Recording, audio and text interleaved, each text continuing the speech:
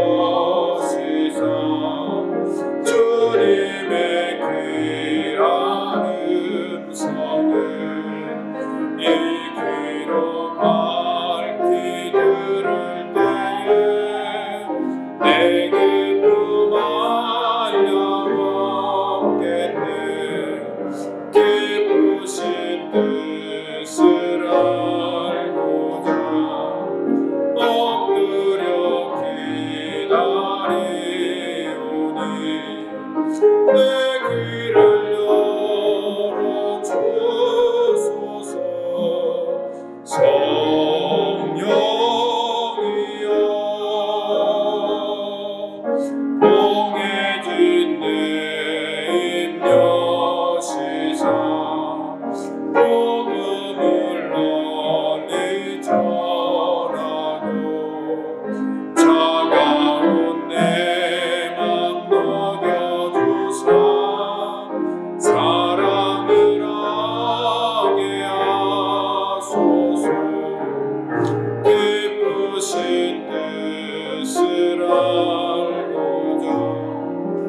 엎드려 기다리오니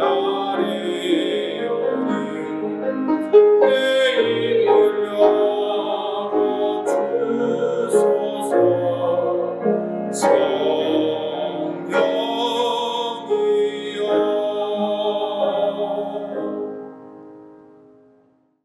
오늘은 누가복음 18장 우리 35절부터 43절 말씀까지 같이 한 목소리로 말씀을 받도록 하겠습니다. 35절부터 같이 읽습니다. 여리고에 가까이 가셨을 때에 한 맹인이 길가에 앉아 구걸하다가 무리가 지나감을 듣고 이 무슨 일이냐고 물은데 그들이 나사렛 예수께서 지나가신다 하니 맹인이 외쳐 이르되 다윗의 자손 예수여 나를 불쌍히 여기소서 하거늘 앞서가는 자들이 그를 꾸짖어 잠잠하라 하되 그가 더욱 크게 소리질러 다윗의 자손이여 나를 불쌍히 여기소서 하는지라. 예수께서 머물러 서서 명하여 데려오라 하셨더니 그가 가까이 오매 물어 이르시되 내게 무엇을 하여 주기를 원하느냐. 이르되 주여 보기를 원하나이다. 예수께서 그에게 이르시되 보라 내 믿음이 너를 구원하였느니라 하시매 곧 보게 되어 하나님께 영광을 돌리며 예수를 따르니 백성이 다 이를 보고 하나님을 찬양하니라. 아멘.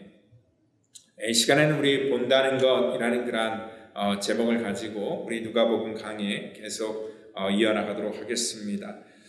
미국 역사상요 가장 위대한 그런 성공적인 거래가 있습니다. 그러니까 미국의 17대 대통령인 앤드루 존슨 대통령이 재임 기간 중 그러니까 1867년에 러시아로부터 720만 불을 주고 알래스카를 사들인 그러한 거래입니다. 당시의 의회에서 또 정치인들이 쓸모없는 땅을 샀다는 그러한 이유로 정말 이 비난이 빗발쳤지만 그리고 또 가장 어리석은 그러한 거래라고 조롱했지만 알래스카는 정말 미국의 역사 이래로 가장 위대한 거래다라고 이렇게 평가를 받고 있습니다. 모든 사람들이 그 알래스카의 가치를 모르고 있을 때 그 앤드루 존슨 대통령과 정말 그 참모들 중에서 이 알래스카의 가치에 대한 그런 안목을 가지고 있었고요. 그 알래스카의 면적은 미국 국토의 5분의 1 정도 해당할 정도로 굉장히 광활한 땅이고 우리 대한민국의 거의 한 17배나 되는 엄청나게 큰 땅입니다. 그 땅에 그 얼음 땅에 이 매장된 그런 석유량은 1천억 배럴로요. 그러니까 석유값만 하더라도 그 당시 거래했던 가격의 7만 배 정도를 웃돈다고 합니다. 그뿐만 아니라 거기에는 엄청나게 많은 지하 자원들이 묻혀 있고요. 그리고 뿐만 아니라 그 주변에 바다의 자원과 그리고 또한 지리적인 요건 또 군사적인 요충지로 굉장히 중요한 그러한 땅이다라고 이렇게 읽었습니다.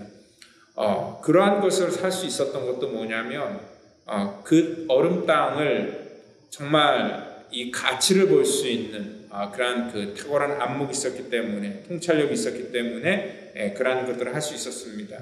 이 안목이라는 것은요 사물을 인식하는 그러한 능력입니다. 이것을 가지고 우리가 견문이라고 얘기를 하는데 이 견문은 정말 이 땅 가운데 있어서 우리가 열심히 공부한다고 해서 이 견문이 쌓이는 것만은 아닙니다. 이 견문은요 다양한 그러한 요소로 우리 속에 축적되게 된다는 것입니다. 이 견문을 가지고 우리의 안식의 그 안목의 눈을 넓힐 수 있는데 그 안목은요 우리가 남에게 빌려올 수도 없는 것이고 또한 복사도 불가능한 것입니다. 그러니까 한 사람의 안목은요 그 사람의 일생을 통하여 만들어내는 그러한 축척이기 때문에 그렇습니다. 그러니까 안목을 기르기 위해서 그럼 우리가 어떻게 할까요? 견문을 넓히기 위해서는 우리가 참 이게 굉장히 추상적인 방법이기 때문에 딱히 이렇게 해라 저렇게 해라 답은 없지만 꾸준한 노력과 관찰과 또한 자기 경험이 분명히 있어야 된다는 것입니다. 그 스티브 잡스가 이런 얘기를 했죠. 그 connecting the dots. 그러니까 모든 겪은 그러한 일들은 모두 다 점점이 다 연결된다라는 그런 말입니다. 그러니까 이 땅에 살면서 우리는 무수한 그러한 삶의 에피소드가 무한하게 우리 속에 있게 되는데 그 에피소드 하나하나가 별로 이렇게 상관없는 것 같지만 언젠가는 우리가 어떠한 중요한 결정을 하고 뭔가를 인식하는 데 있어서 그 하나하나의 그런 그 닷들이, 그 에피소드들이 서로 연결될 수 있다라고 이렇게 말하는 것입니다. 그렇기 때문에 이러한 구체적인 연결성이 보이지 않는다 해도 우리의 안목을 넓히는 데 있어서 삶의 모든 것들을 우리가 주의 있게 바라보는 것들은 굉장히 중요한 겁니다. 그러니까 더 쉽게 예를 들면 바둑을 좋아하시는 분들은 이 포석이라는 걸 두지요. 하나씩 둘씩 곳곳에 이렇게 돌을 두는데 처음에는 그것이 의미 없어 보이지만 나중에는 그것들이 전부 다 연결되는 것이고요. 또 바둑을 잘 두시는 분들은 가장 중요한 것을 먼저 선점하여서 그 길목에다가 그 돌을 미리 두는 것을 우리가 바둑의 고수다라고 이렇게 말할 수 있습니다. 여러분들 오늘 이 기업을 하는 사람도 마찬가지입니다. 어떠한 기회가 우리 속에 항상 있는데요. 그 기회를 볼 수 있는 눈이 바로 이 안목이라는 것입니다. 우리가 IMF를 겪으면서 그 IMF가 모든 국민들에게 고통과 아픔을 주었지만 또한 그러한 아픔과 고통 속에서도 기회를 붙들어 그 기회를 잘 활용했던 그러한 사람이 있었고 또 지난 우리 이 코로나로 인한 팬데믹으로 인하여 정말 모든 사람이 힘들고 어려운 그러한 상황이 있었지만 또 이렇게 힘들고 어려운 그러한 기회를 저들의 기회로 삼아 정말 이러한 곳에서도 자기의 기량을 펼쳤던 그리고 또한 사업적으로도 큰 성공을 거둔 그러한 사람들이 분명히 이렇게 나눠져 있다는 것입니다. 오늘 바로 이것이 우리가 안목이라고 얘기를 하는데요. 오늘 본문에서는요. 우리가 볼 수 있다는 것과 또한 눈으로 보는 것과 그리고 또 눈으로 보이지 않는 것, 뭐 여러 가지 그러한 이 바라봄에 대해서 얘기를 하고 있고요. 특별히 오늘 본다고 하는 그러한 사람들과 또 우리가 육신적으로 볼 수 없는 그러한 맹인을 비교하면서 이 안목과 이 바라보는 것들에 대해서 오늘 이 말씀을 우리 가운데 하고 있다는 것입니다. 그러니까 무언가를 바라볼 때는 시각적인 요소가 가장 중요한 거지만 항상 또 이 시각만이 모든 것들을 보는 것이 아닙니다. 앞을 보지 못하는 사람도 볼 수 있는 것들이 있고요. 또한 이 땅에 우리 눈으로 보이진 않지만 또 그 내면 속에 보여져 있는 것들이 분명히 있기 때문에 그렇다는 것입니다. 어떠한 메시지를 전달할 때도요. 언어적인 요소보다 또 비언어적인 요소가 더 효과적으로 어떠한 메시지를 전달할 수 있게 된다는 것입니다. 그걸 가지고 발견한 사람이 메르비안이라는 교수인데요. 이 메르비안 법칙은요. 비언어적인 그러한 요소인 그러한 표정과 태도가 어떠한 사람들에게 메시지를 전달하는 데 있어서 50% 이상을 차지한다라고 이렇게 주장을 하고요. 또한 청각 정보가 38%, 말의 내용이 7%라고 이렇게 조사를 했습니다.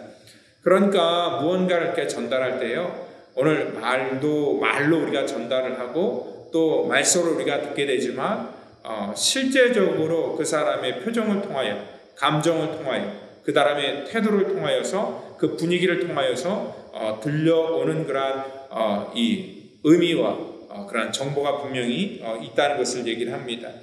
그렇기 때문에 우리는 끊임없이 눈으로 보는 것이 전부가 아니라 또한 우리 마음으로 볼 수 있는 것들이 분명히 있다는 것이죠. 그러니까 이 본다는 것의 어떤 행위는요. 같은 공간에서 같은 것을 보더라도요.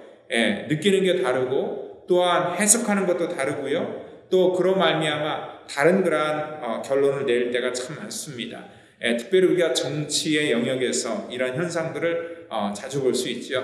그러니까 대통령이 국정연설을 하면은요, 그러니까 정치적인 성향에 따라서 그 해석이라는 것이 정반대의 해석이 나오는 것을 우리가 알 수 있습니다. 그러니까 이것은 어떠한 이 전달하는 그러한 그 스피커의 그 의미를 우리가 이해하지 못했기 때문에 그런 것이 아니라 어떠한 식으로 그것들을 받아들이고 해석하고 보느냐, 어떠한 그런 관점의 차이다라고 이렇게 말할 수 있습니다. 오늘 틀이라는 게 있습니다. 이 틀은요, 무엇을 집어넣어도 똑같은 모양을 만들어냅니다. 쉽게 얘기해서 여러분들, 우리가 좋아하는 그런 붕어빵 있잖아요. 그러니까 붕어빵에는 다른 것들을 기대할 수 없습니다. 그 틀에는 항상 똑같은 그런 붕어빵이 찍혀서 나오게 된다는 거죠. 그러니까 이 틀이라는 것도 우리 생각의 틀도 마찬가지입니다. 어떠한 똑같은 일들을 우리가 경험하고 또 그것들을 우리가 바라보는 관점 속에서 우리의 생각의 틀이 이렇게 딱 고정되어 있으면은 그 생각의 틀에 맞게끔 모든 것들이 다 나오게 된다는 것을 얘기할 수 있습니다. 그러니까 똑같은 일을 당해도 어떠한 사람들은 그 일을 자기 생각의 틀에 따라서 좋은 일로 받아들이는 사람이 있는 반면에 똑같은 일들을 경험하면서도 불평과 원망으로 결과를 만들어내는 사람들이 분명히 있습니다. 여러분들 이 사고의 틀을 만들어내는 그러한 해석의 차이 때문에 이러한 일들이 생긴다는 거죠. 여러분들 사람이 병들어 있으면, 마음이 병들어 있으면은요, 어떠한 얘기를 하더라도 그 받아들이는 그러한 생각의 틀이 딱 부정적으로 형성되어 있기 때문에 부정적으로 그 피드백이 나오게 될 수밖에 없습니다. 그렇기 때문에 어떠한 얘기를 해도 어떤 사람은 좋은 얘기를 해도 꼭 이렇게 꼬아서 듣고 또 그거를 가지고 또 오해하면 또 그것을 가지고 또 상처를 받는 그러한 경우가 굉장히 있다는 거죠. 자기가 상처받을 뿐만 아니라 타인에게도 상처를 주는 그러한 이 결론을 만들어내게 된다는 것입니다. 그렇기 때문에 우리가 어떠한 일들을 우리가 바라보는 데 있어서 우리가 어떠한 믿음의 관점으로 보는가, 그리고 또한 우리가 어떠한 부정적인 감정으로 보는가에 따라서 전혀 우리가 이렇게 예측하지 못했던 그러한 결과들을 만들어낼 수 있다는 것입니다. 우리가 즐거움과 슬픔을 우리 환경 속에 만들어내는 것도 환경이 아니라 결국은 자기의 안목일 때가 참 많다는 것입니다. 우리가 사람을 보거나 어떠한 사물을 보고 인식할 때 그 보이는 것 이상의 것이 있다는 것을 우리가 항상 잊지 마셔야 된다는 거죠. 그러니까 나무를 우리가 잘 보려면은요, 그 나무에 있는 그 잎이나 아니면 꽃을 또 보면서 모든 것들을 판단하게 되는데, 여러분들 나무는 보이지 않는 그런 뿌리가 있다는 것을 우리가 알 수 있습니다. 그래서 정말 잘 보는 사람들은 보이지 않는 그런 뿌리까지도 생각할 수 있는 사람이 진정으로 보는 사람입니다. 이 통찰이라는 것은요, 뿌리를 본다라는 그런 말입니다. 그렇기 때문에 어떠한 문제가 생길 때마다 그 문제 하나를 보는 것이 아니라 왜 그 문제가 생겼는지에 대한 그런 근원적인 그런 바라볼 수 있는 그런 눈이 있다는 것이죠. 가끔 어떠한 사람들이 예상치 못한 그런 행동을 할 때가 있습니다. 우리 깜짝 놀랍니다. 왜 저 사람이 저런 행동을 할까? 왜 저 사람이 저런 말을 할까? 전혀 예상치 못하면서 그 사람에게 우리가 실망을 할 수도 있지만, 우리가 그 사람이 그 말을 할 때는요, 어떠한 그 사람 자체, 그 보여지는 모습이 전부가 아니라는 것을 우리가 분명히 아셔야 된다는 거죠. 그 당시에 어떠한 그 사람의 기분이랄지, 아니면은 그 사람이 어떠한 그 인격이 형성되는 과정 속에서 어떠한 그 상처가 있을 수 있고, 우리가 알지 못하는 그 사람의 어떠한 그 내면에 또 다른 그 사람의 모습이 있다는 것을 우리가 알아야지만 우리가 서로를 이해할 수 있다는 것입니다. 저희 집 앞에 그 나무가 이렇게 다 누렇게 변하면서 이파리가 떨어지더라고요. 그래서 제가 생각한 게 뭐냐면, 지난 우리 7월 초에 굉장히 라스베가스가 뜨거웠잖아요. 그러니까 다른 해보다 유난히 뜨거워서 너무 뜨거워서 이파리가 다 타버렸나 보다라고 이렇게 생각을 하면서 무심코 지나갔는데, 가만히 보니까 점점 이파리가 더 말라가는 거예요. 그래서 가만히 이렇게 들어가면서 원인을 한번 생각을 해봤습니다. 원인이 뭘까? 그래서 제가 가라지를 가서 정말 컨트롤하는 거죠. 워터 컨트롤하는 거를 봤더니 그게 꺼져 있더라고요. 그러니까 건전지가 다 죽어 있었고 또 그 기계 자체도 고장나 있었습니다. 그렇기 때문에 그 스프링클러가 문제였던 것이지 결국 날씨의 이유 때문에 아니었다는 것입니다. 어디까지나 그것이 제 착각이었고요. 그 문제의 원인이 분명히 다른 곳에 있었다는 것을 알면서 정말 그 문제를 우리가 바라볼 때 이런 식으로 항상 우리가 생각할 수 있다는 것입니다.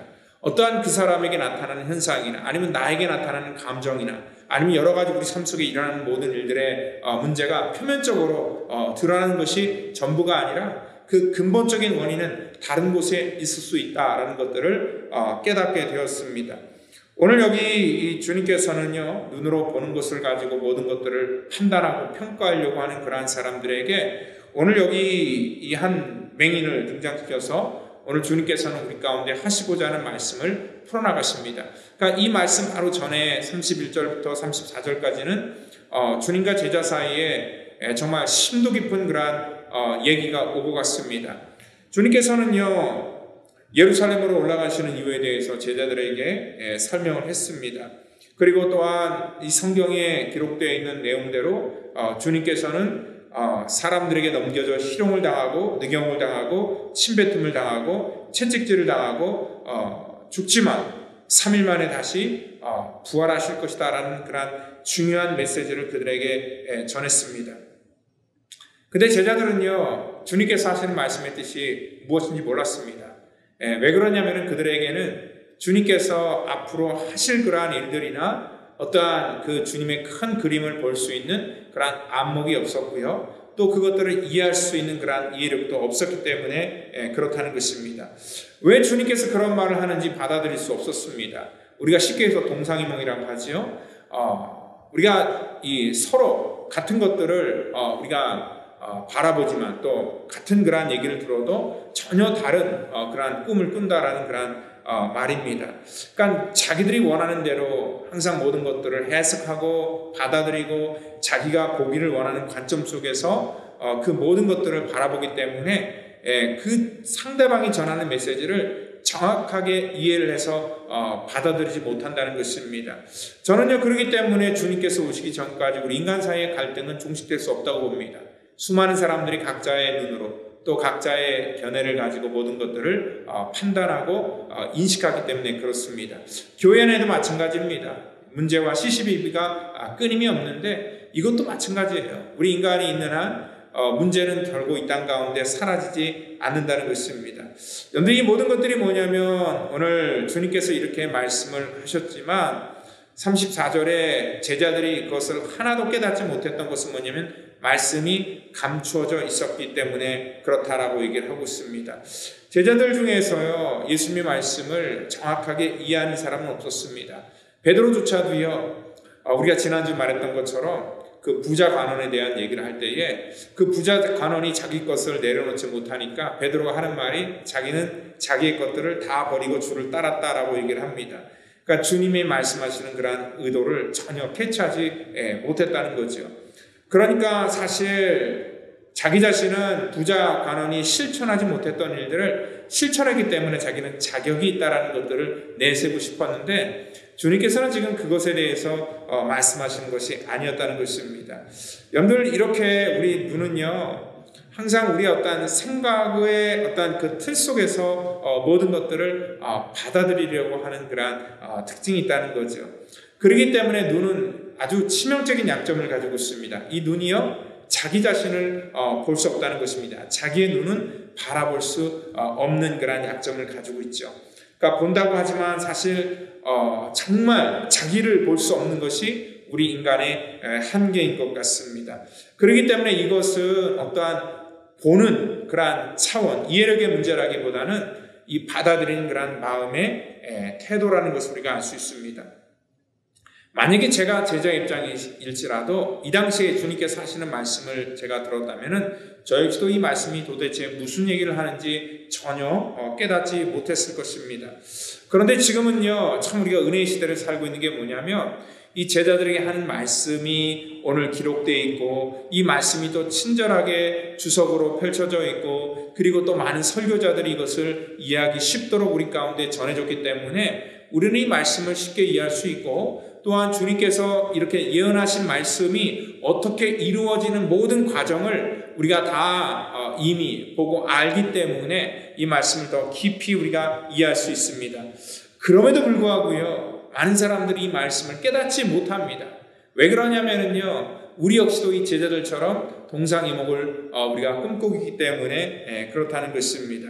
그러니까 아무리 의미를 풀어서 여러분들이 소화하기 좋게끔 정말 잘게 쪼개서 이렇게 잘 이렇게 편안하게 드실 수 있도록 그렇게 전달을 해 주어도 정말 이것들을 우리 마음이 어떠한 마음으로 받아들이는가에 따라서 이 말씀의 의미가 전혀 우리 가운데 들어오지 않는 경우도 있고요. 또한 이것들을 소화하지 못하는 그러한 경우도 분명히 있기 때문에 그렇습니다. 그러니까 주님께서 십자가에 대해서 얘기를 하지만 사람들은 여전히 이 십자가를 다른 의미로 받아들이게 된다는 것입니다. 그러니까 부자 관원이 예수님에게 찾아와서 영생을 얻기를 원한 그러한 마음과 우리가 동일한 그러한 마음으로 늘 찾아간다는 것입니다. 주님께서 아무리 아니라고 얘기를 하도요. 그리고 그것은 복음이 아니고 우리가 잘못된 선택이고 잘못된 길로 간다고 분명히 말씀을 했어도 우리는 여전히 우리의 견해를 내려놓지 않고 우리가 보기를 원하는 방향으로 모든 것들을 바라보고 해석하려고 하는 그러한 경향이 있기 때문에 그렇습니다. 주님께서 너무나 이러한 우리들의 연약함을 아셨기 때문에 때마침 여리고성을 지나가다가 한 맹인을 발견하고 그 맹인을 통하여서 우리 가운데 빗대어서 다시 한번 이 바라보는 것들에 대해서 말씀을 하고 있지요. 이 맹인이 외쳐서 주님 앞에 자기를 불쌍히 여겨달라 얘기를 합니다. 여러분들 주님께서 그 맹인에게 하셨던 질문이 뭐였냐면은 내게 무엇하여 주기를 원하느냐. 당연한 그러한 질문인 거죠. 이 사람도 당연히 대답하겠죠. 보기를 원합니다. 얘기를 하니까 주님께서 무슨 말씀을 하셨어요? 예수님께서 그에게 이르시되 보라 내 믿음이 너를 구원하였느니라 라는 그러한 말씀을 해줍니다. 우리가 인간적으로 이 말씀을 해석하는 경우가 참 많습니다. 그러니까 어떠한 단순한 어떠한 지역에서 일어난 그러한 기적의 사건으로 이 말씀을 우리가 받아들인다면은 우리는 이 사건을 통해서 단면적인 것만 봅니다.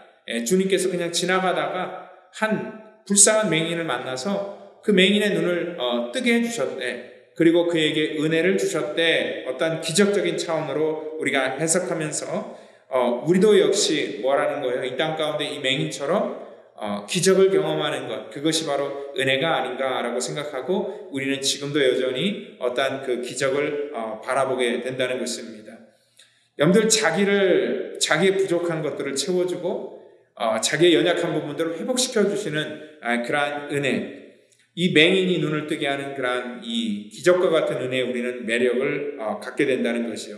그렇기 때문에 오늘 주님께서 하시는 말씀은 정확하게 우리가 캐치하지 못하고 그냥 인간적인 차원에서 나도 이러한 기적이 일어났으면, 그리고 예수를 잘 믿으면 우리 삶 속에 이러한 기적이 일어난다라는 식으로 이 말씀을 우리가 해석할 수 있다는 거죠. 근데 본문에서 말하는 오늘 이 메시지는요, 오늘 맹인을 고친 이 사건이 맹인이 아니라 지금 제자들이 이해하지 못하니까 지금 이 맹인의 사건과 서로 이렇게 커넥팅이 되어 있습니다. 서로 연결되어서 오늘 제자들에게 주님께서 이 믿음이라는 것이 과연 무엇인가, 또 본다는 것이 무엇인가를 다시 한번 말씀해 주길 원했다는 것이요. 오늘 바로 이것은 이 제자들을 향한 고발이기도 하지만 우리들을 위한 그러한 고발이기도 합니다. 우리 역시도 제자들과 같이 지금도 역시 뭔가를 본다고 생각하고 또 내가 봤기 때문에 안심을 하면서 내가 뭔가를 안다고 생각하지만 여전히 우리도 정말 이 부자 관원처럼 뭔가를 채우기 위해서 주님 앞에 나왔고 또 베드로처럼 자기가 한 행위를 가지고 어떤 구원의 확신을 삼으려고 하는 그러한 경향들이 아직도 있기 때문에 그렇습니다. 예수님께서는 이 맹인이요 무엇하여 주기를 원하느냐, 보기를 원한다 그랬더니 주님께서는 그러면 내 믿음이 너를 보게 하였다. 그게 우리가 이렇게 예측할 수 있는 그런 대답인데, 내 믿음이 너를 보게 했다, 네 눈을 뜨게 했다가 아니라 너를 구원했다라는 그런 말씀으로 하고 있다는 것이죠. 왜 맹인이 오늘 이 구원받았다라는 그런 표현을 썼을까요? 여러분, 사실 이 믿음이 과연 무엇인가가 오늘 바로 이 맹인의 그러한 이 기적 속에 녹아져 있습니다.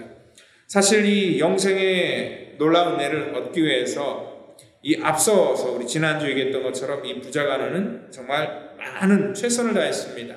그리고 그는 여전히 착각하는 것이 뭐냐면 내가 무엇을 더 해야지만 영생을 얻겠습니까? 라는 그러한 질문을 드렸죠. 그래서 뭔가를 내가 더 최선을 다해 함으로 인하여서 내가 이 땅 가운데 구원받은 자로서 내가 당당히 살고 싶습니다. 라는 그러한 인간의 욕망이 그 속에 들어있는데, 오늘 여기 맹인의 믿음은요, 그가 내가 무엇을 해야지 구원을 얻습니까? 눈을 뜹니까? 그런 것이 아닙니다.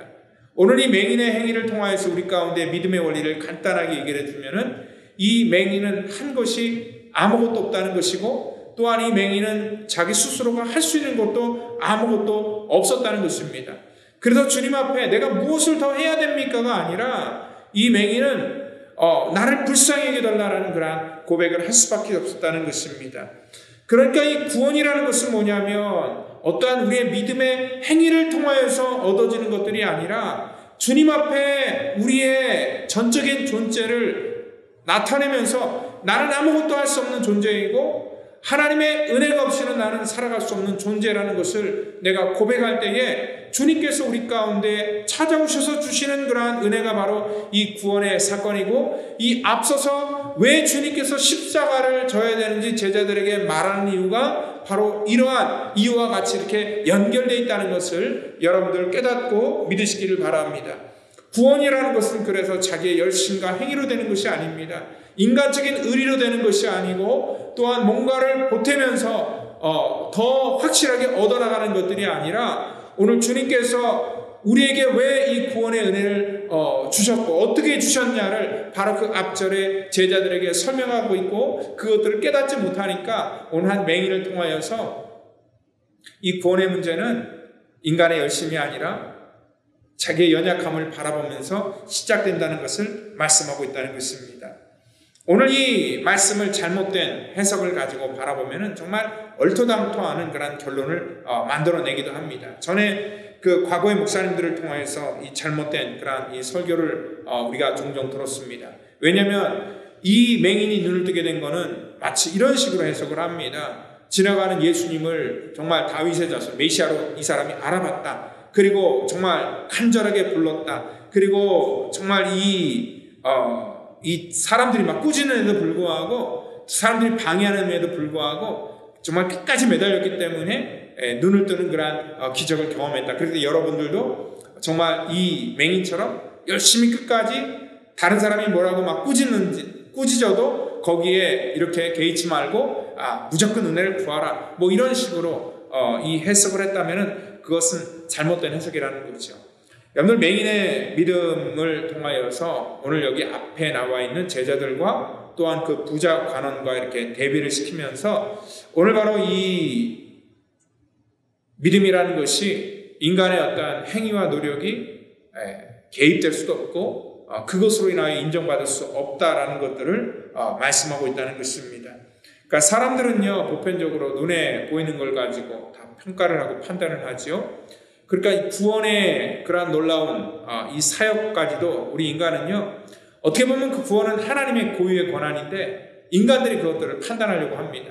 어떠한 외모를 보고 판단하고 그 사람이 갖고 있는 실력을 가지고 판단하려고 하는 그러한 경향들이 있다는 거죠.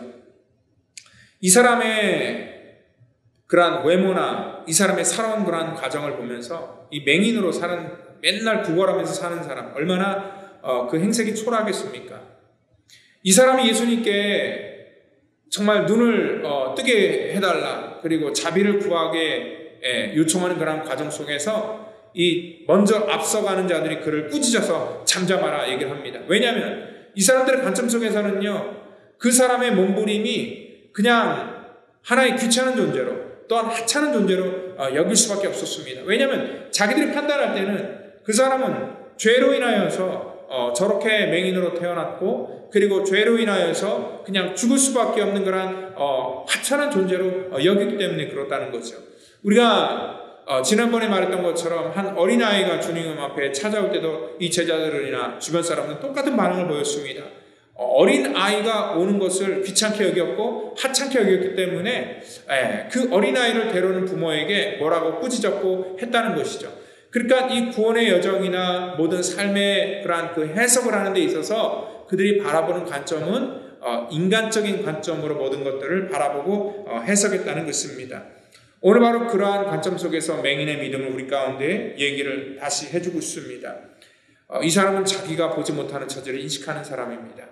오늘 이 맹인은 육적인 맹인이지만 우리 가운데 들려주는 것은 뭐냐면 바로 우리의 영적인 상태에 대해서 말씀하고 있다는 것이고, 우리의 어떠한 그 인격적인 면이나 아니면 우리의 상태에 대해서 고발하고 있다는 거죠. 우리 역시도 본다고 하지만 실질적으로는 늘 우리가 보고 있는 것들이 제한되어 있다는 것을 항상 우리가 인식하고 있어야 됩니다. 우리가 내가 남들보다 더 많은 것들을 알고 더 깨닫고 깊이 본다고 통찰력을 가지고 있고 안목을 가지고 있다 얘기하지만, 우리의 안목이나 통찰력도 항상 우리의 경험이나 나의 그런 작은 사고 속에 이렇게 제한되어 있다는 것, 그리고 내가 보는 것이 전부가 아니라는 것을 우리는 분명히 인식하고 알아야 된다는 것입니다. 심지어는 그것이 나조차도 그렇습니다. 내가 나를 잘한다고 생각하지만 실질적으로요, 자기 자신에 대해서도 정확히 알지 못하는 사람들이 너무나 많다는 거죠. 내 속에 하나님께서 어떤 것을 두셨고 또 나의 미래를 통하여서 어떻게 내 삶을 이끌어 나가실지를 온전히 보지 못하는 사람들이 굉장히 많다는 것입니다. 여러분들, 바로 이 믿음이라는 것은요, 그래서 내가 보지 못하는 것들을 보는 것이고요, 또한 바라는 것들의 실상이고 보지 못하는 것들의, 보지 않는 것들의 증거다라고 이렇게 얘기를 하고 있습니다.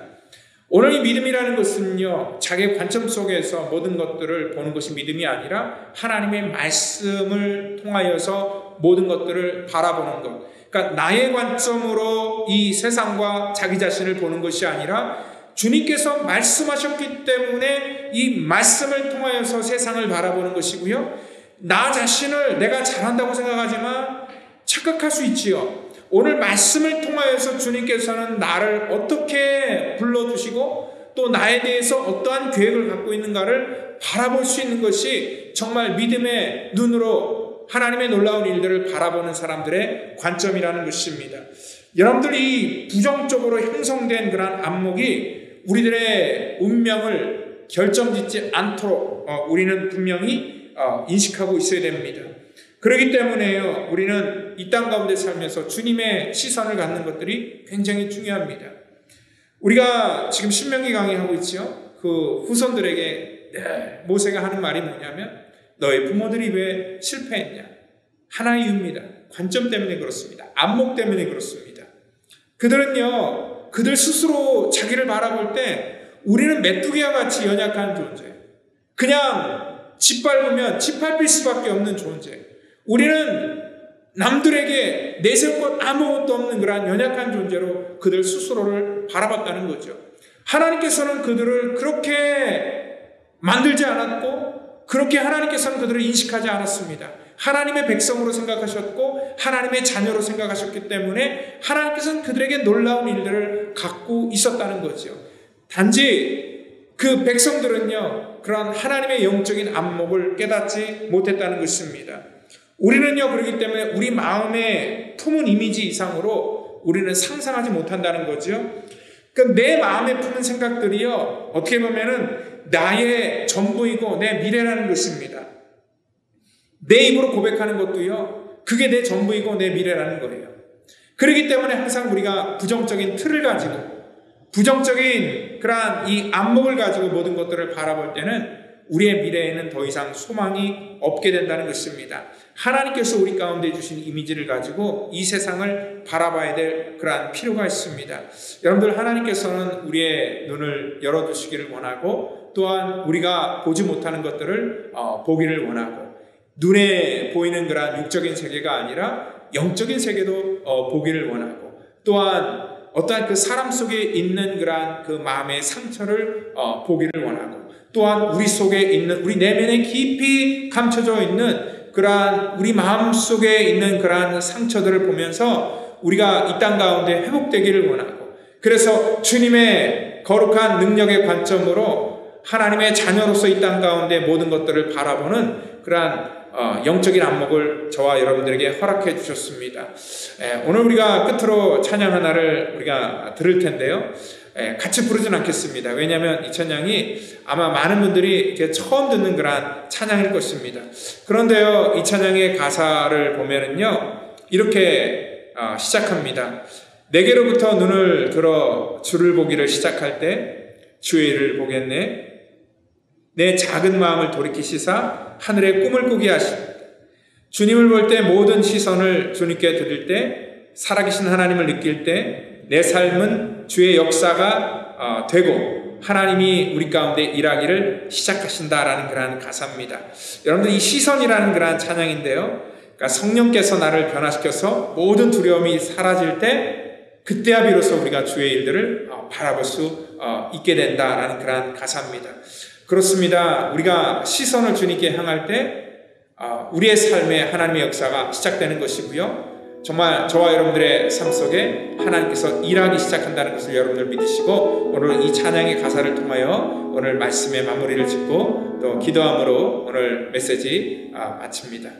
내게로부터 눈을 들어 주를 보기 시작할 때 주의 일을 보겠네. 내 작은 마음 돌이키사 하늘에 꿈꾸게 하네. 주님을 볼 때 성령이 나를 변화시켜 모든 두려움 사라질 때 주의 일을 보겠네.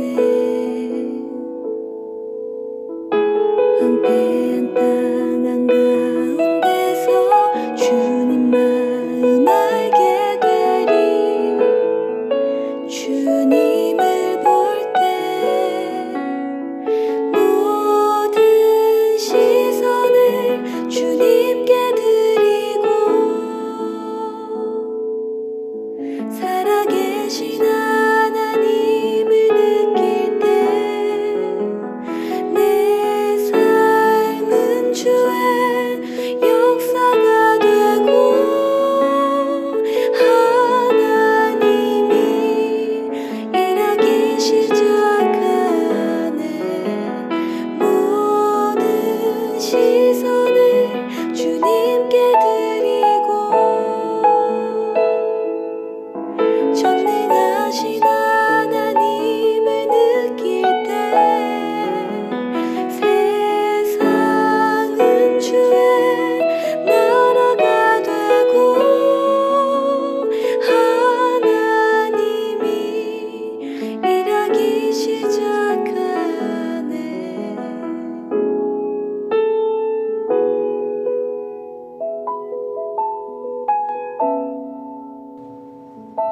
하나님 이 시간에 오늘 여기 이 맹인처럼 하나님 우리는 볼 수 없는 사람입니다.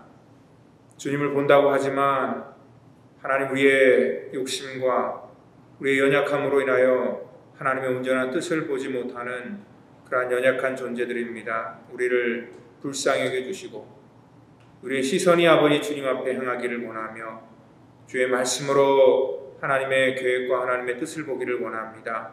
늘 아버지 말씀을 통하여 우리의 연약함을 보게 하시고 하나님 앞에 모두가 진리 가운데 바로 서는 사랑하는 모든 우리 성도 될 수 있도록 축복해 주시옵소서.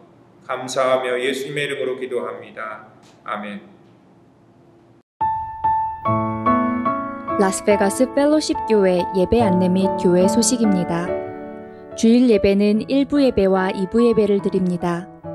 1부 예배는 주일 오전 11시에 교육관 2층에서 2부 예배는 주일 오후 1시에 본당에서 드립니다. 영유아 예배와 영어 예배 또한 주일 오후 1시에 교육관에서 드리고 어린이 예배는 주일 오후 1시 코이노니아에 있는 어린이 예배실에서 드립니다. 청년부 모임 및 성경 공부는 주일 오후와 금요일 저녁에 진행됩니다. 또한 새벽 예배는 화요일부터 토요일까지 아침 6시에 본당에서 드리고 있습니다. 성경 통독 세미나와 한국학교는 9월에 개강할 예정이고 큐티 모임과 여러가지 취미 공동체 모임이 진행되고 있으니 참여를 원하시는 분은 담당자나 사역자들에게 문의해 주시기 바랍니다. 매 주일 1부와 2부 예배 후에는 친교회 시간이 준비되어 있습니다. 함께 식사하고 교제하며 마음을 나누시길 바랍니다. 또한 이 친교회 시간에 성도들에게 식사를 대접하고자 하시는 분은 친교실 게시판에 있는 신청 목록에 이름과 신청 사유를 기록해 주시면 됩니다. 어린이들을 위한 서머 키즈 페스티벌이 8월 28일 토요일로 연기되었습니다. 참여를 원하시는 분은 김재희 선생님과 윤정인 전도사에게 미리 등록해 주시면 감사하겠습니다. 8월 1일부터 3일까지는 중고등부와 청년들을 대상으로 멤버십 트레이닝이 계획돼 있습니다. 아이들의 건강한 신앙과 공동체의 성장을 위해 기도해 주시기 바랍니다. 새가족부 3차 모임이 8월 8일 주일에 예정돼 있습니다. 새가족부 회원 여러분은 오후 2시 50분까지 교육관 2교실로 모여주시기 바랍니다. 이번 주부터 네바다 주정부의 권고에 따라 백신을 접종하신 분들도 실내에서 필히 마스크를 착용해 주시기 바랍니다. 모든 것이 일상을 찾아가고 있지만 아직은 위생과 방역을 위한 펠로십 가족들의 적극적인 협조가 필요할 때입니다. 건강한 교회 공동체를 세워가기 위해 서로 독려하며 마음을 모아주시기 바랍니다.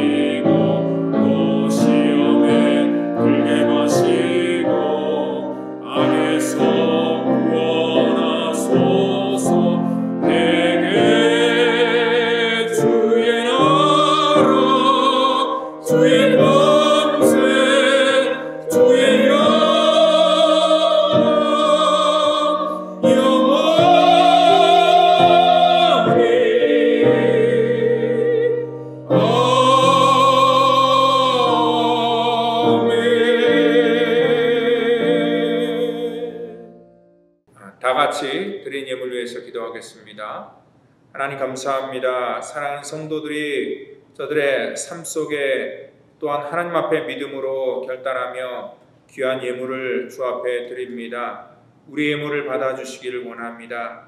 이 물질을 통하여 하나님의 거룩한 교회가 이 땅 가운데 온전하게 서 있기를 원하고, 또한 우리가 드리는 예물을 통하여 우리의 가정과 삶이 하나님 더욱더 풍성해지기를 원합니다. 드려서 부족하지 않게 하시고 하나님 늘 채워주시고 공급하여 주시고 하나님의 선한 일을 위하여 우리의 모든 물질 쓰일 수 있도록 인도하여 주시옵소서. 하나님의 거룩한 교회는 날마다 통로가 되어서 이 땅 가운데 주님 기뻐하시는 곳에 마음껏 사용되어지는 우리 성도와 교회 될 수 있도록 구별하여 주시옵소서. 이제는 구원의 완성을 이 땅 가운데 이루시기 위해 십자가에서 물과 피를 쏟으시며 우리의 죄악과 허물을 사해 주신 우리 구주 예수 그리스도의 놀라우신 은혜와 우리를 사랑하셔서 이 땅에 친히 오시고 십자가 지신 우리 하나님의 무한하신 사랑하심과 성령님의 교통감화 역사 충만케 하심이